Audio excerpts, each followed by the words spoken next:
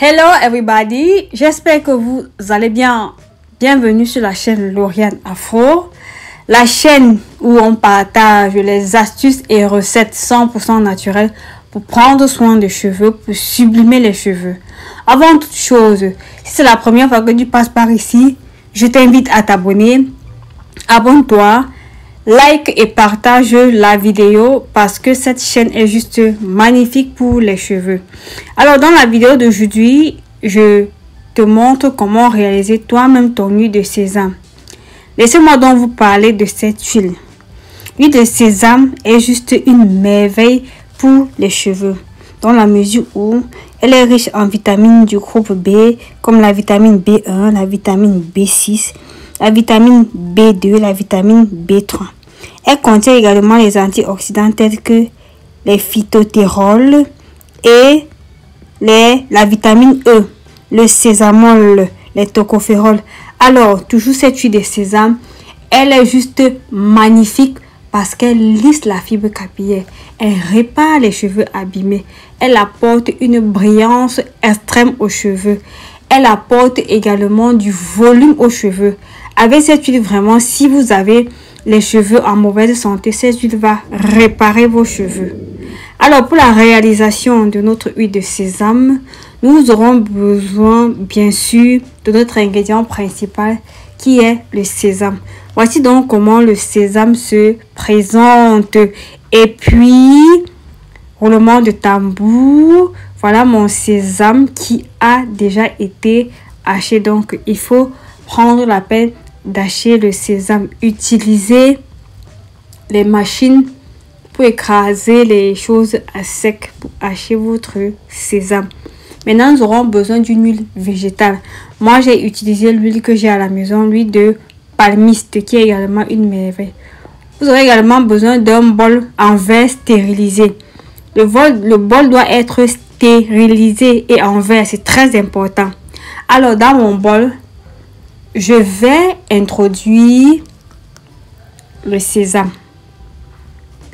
Le sésame doit être introduit dans le bol à moitié. Donc, quelle que soit la grosseur du bol que vous avez, vous devez mettre le sésame de moitié. Comme vous voyez, je suis en train de faire. Une fois que vous avez mis le sésame de moitié dans le bol, parce que c'est ça en fait la mesure dans la réalisation de notre huile, on va donc ajouter une première partie de notre huile végétale. Je précise bien que moi j'ai utilisé l'huile de palmiste. Une fois que j'ai introduit mon huile végétale, je vais donc tourner afin que les deux ingrédients se mélangent bien. Je tourne bien comme vous êtes en train de voir. Après avoir bien tourné et que les deux ingrédients se sont mélangés, vous allez remarquer que le contenu, voilà, a baissé. Et après, on va donc comme ça introduire l'autre partie de notre huile pour en fait remplir le bocal. Donc, on introduit le reste de notre huile jusqu'à ce que le bocal soit presque plein, comme vous êtes en train de voir. Et on va donc ajouter quelques gouttes de vitamine E pour la conservation de l'huile. Sachez que c'est la vitamine E en fait qui est le conservateur des huiles végétales. Si vous ne mettez pas de vitamine E, l'huile va rancir. En fait, l'huile va se périmer quoi. Donc, il faut mettre pour conserver.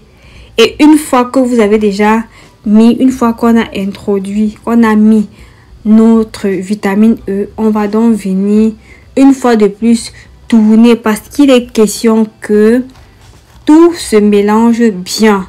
On va donc tourner comme vous êtes en train de voir. Je suis en train de faire. Une fois qu'on a bien tourné, on va donc fermer notre bol. Je commence d'abord par mettre un plastique, comme vous pouvez voir, au-dessus de mon bol avant de fermer. C'est très important. Et après, je vais donc secouer pour davantage mélanger. Il faut savoir que après cette étape, le bocal doit être gardé dans un endroit sombre pendant 1 mois. Et tous les jours, vous allez secouer et remettre. Après 1 mois, plus d'1 mois, voilà donc comment est-ce que votre huile va se présenter. Et là, comme vous pouvez voir la date, j'ai réalisé cette huile le 23 6 en 2022. Donc vous allez donc secouer, et une fois que vous avez votre huile comme ça, vous n'avez pas besoin de filtrer.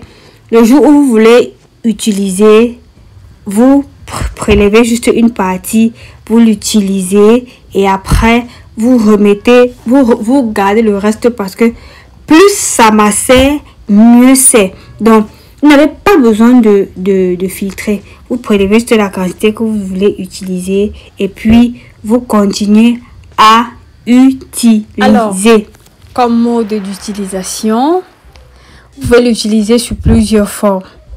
Vous pouvez l'utiliser en bain d'huile. Vous utilisez un bain d'huile chaque fois avant vos soins. Vous pouvez également l'utiliser pour sceller l'hydratation. Vous pouvez également l'utiliser en l'introduisant quand vous faites vos masques.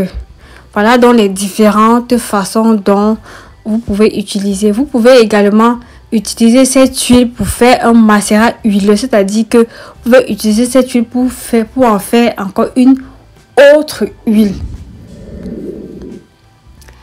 Ainsi, mes valeureuses charnisses crépues que j'aime bien, on arrive au thème de notre vidéo. On se dit à très bientôt pour une autre vidéo, mais en attendant, suivez-moi également sur mes autres pages Facebook, Instagram.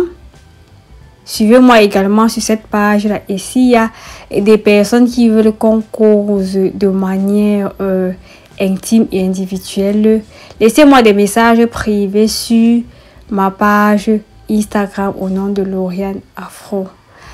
Alors, entre-temps, prenez soin de vos cheveux. Ils vous diront merci. Bye bye.